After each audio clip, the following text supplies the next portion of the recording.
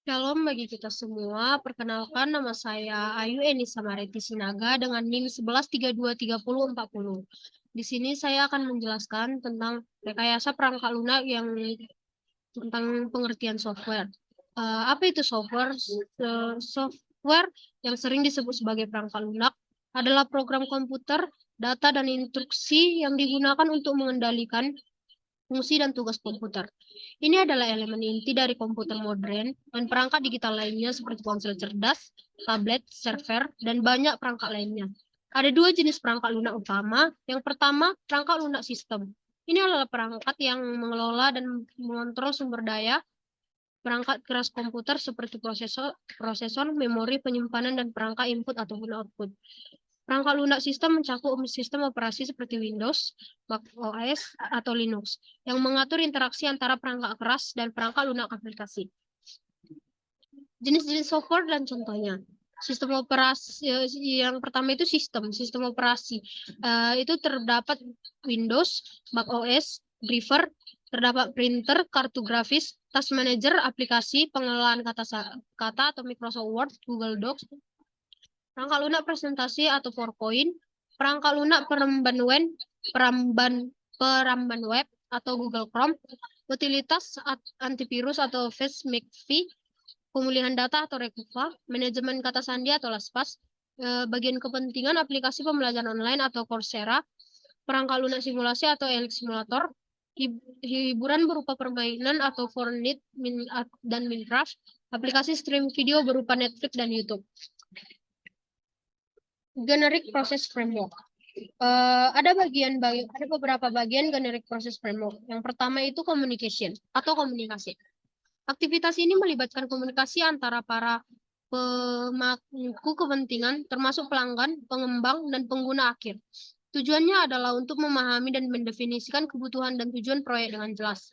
Ini mencakup identifikasi, persyaratan, pemahaman masalah, dan pengumpulan informasi yang diperlukan untuk memulai proyek dengan baik. Yang kedua itu planning atau perencanaan. Aktivitas perencanaan melibatkan perancangan strategi dan rencana kerja untuk mencapai tujuan proyek.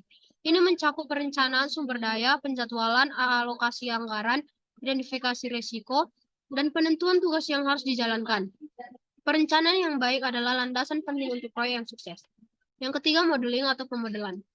Aktivitas pemodelan berkaitan dengan pembuatan representasi visual atau konsep dari sistem yang akan dibangun. Ini melibatkan pengembangan model perangkat lunak seperti diagram aliran data, diagram kelas, dan diagram aktivitas untuk memahami lebih baik bagaimana perangkat lunak akan berfungsi.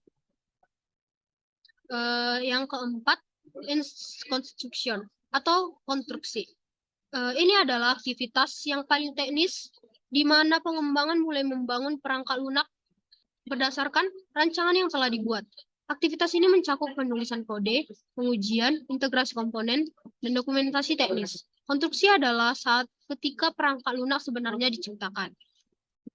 Yang kelima itu deployment atau implementasi. Aktivitas implementasi ini melibatkan rilis dan distribusi perangkat lunak kepada pengguna akhir. Ini mencakup pemasangan, peluncuran, dan pemeliharaan perangkat lunak di lingkungan produksi. Selama tahap ini, perangkat lunak harus siap untuk digunakan dan terus dimonitor untuk kinerja dan kendalaan. Software proses. Apa itu software proses? Software proses atau proses perangkat lunak merujuk pada serangkaian kegiatan, tugas, dan langkah-langkah yang diperlukan dalam pengembangan perangkat lunak. Proses ini dirancang untuk mengatur dan mengelola keseluruhan siklus hidup pengembangan perangkat lunak, mulai dari pemahaman kebutuhan hingga implementasi, pemeliharaan, dan penskalaan. Tujuan utama dari proses perangkat lunak adalah untuk memastikan bahwa perangkat lunak dikembangkan dengan cara yang terstruktur, efisien, dan sesuai dengan tujuan proyek. Beberapa karakteristik umum dari software proses meliputi metodologi, dokumentasi, pengendalian kualitas, manajemen proyek, literasi, dan kontinuitas. Software proses model. Apa itu software proses model? Model proses perangkat lunak atau software proses model adalah representasi abstrak dari serangkaian aktivitas, tugas, dan langkah yang harus diikuti selama siklus hidup pengembangan perangkat lunak. Model ini memberikan panduan tentang bagaimana perangkat lunak akan dirancang, dikembangkan, diuji, dan diterapkan. Model-model ini membantu mengatur pengembangan perangkat lunak, memahami jalur alur kerja, serta memetakan peran dan tanggung jawab dalam proyek pengembangan perangkat lunak. Prescriptive Software Process Model. Ada dua, yaitu model waterfall. Model waterfall adalah salah satu model proses perangkat lunak tertua yang paling jelas. Ini mengatur pengembangan perangkat lunak dalam tahap-tahap yang berurutan, mulai dari analisis, desain, implementasi, pengujian, hingga pemeliharaan. Setiap phase harus selesai sebelum phase berikutnya dimulai. Keuntungan model waterfall sangat struktural dan cocok untuk proyek dengan persyaratan yang jelas dan stabil. Dokumentasi yang lengkap dibuat selama setiap tahap. Keterbatasan, tidak responsif terhadap perubahan kebutuhan, kesalahan yang terdeteksi dengan tahap awal mungkin sulit dan mahal untuk diperbaiki. Nah, yang kedua, model V-model.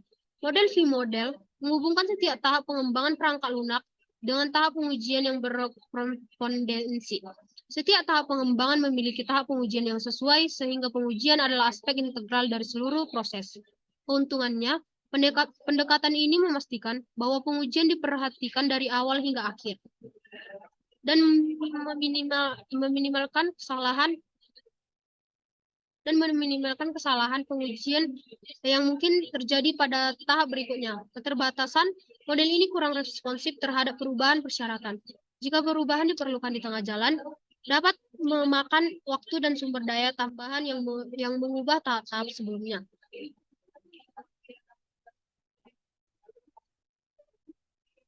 Agile model. Contohnya adalah Kanban.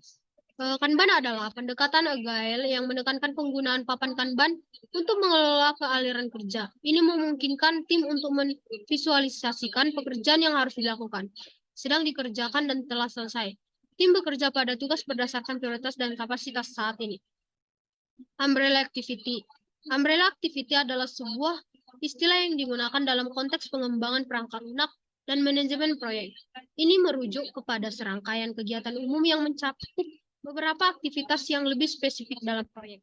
Umbrella Activity biasanya tidak terkait dengan tahap tertentu dalam siklus hidup pengembangan perangkat lunak, tetapi melintasi beberapa tahap atau phase. Jenis-jenis kebutuhan perangkat lunak. Yang pertama itu adalah kebutuhan fungsional. Kebutuhan fungsional menjelaskan perilaku perangkat lunak dan fungsionalitas yang diharapkan. Ini mencakup fitur-fitur dan interaksi antara pengguna dan perangkat lunak. Contoh, sebuah sistem manajemen penjualan harus memungkinkan pengguna untuk menambahkan, mengedit, dan menghapus entry data pelanggan. Yang kedua, kebutuhan non-fungsional. Kebutuhan non-fungsional menggambarkan karakteristik non-fungsional yang diharapkan dari perangkat lunak seperti kinerja, keamanan, skalabilitas, dan kehandalan. Contoh, perangkat lunak perbankan harus memiliki waktu respons yang cepat untuk transaksi finansial. Yang ketiga, kebutuhan bisnis. Kebutuhan pengguna adalah deskripsi dari apa yang diinginkan pengguna dari perangkat lunak. Mereka menjelaskan cara pengguna akan berinteraksi dengan perangkat lunak. Contoh, pengguna ingin memiliki antarmuka yang mudah digunakan untuk mengelola jadwal acara. Yang keempat, kebutuhan pengguna. Kebutuhan bisnis adalah kebutuhan tingkat tinggi yang memandu proyek perangkat lunak. Mereka berfokus pada tujuan bisnis dan nilai yang diharapkan dari perangkat lunak. Contohnya, perusahaan ingin mengembangkan perangkat lunak manajemen inventory untuk mengoptimalkan persediaan, mengurangi biaya. Sekian dan terima kasih. Sekian presentasi dari saya. Jika ada kesalahan, saya mohon maaf. Saya undur diri. Sekian.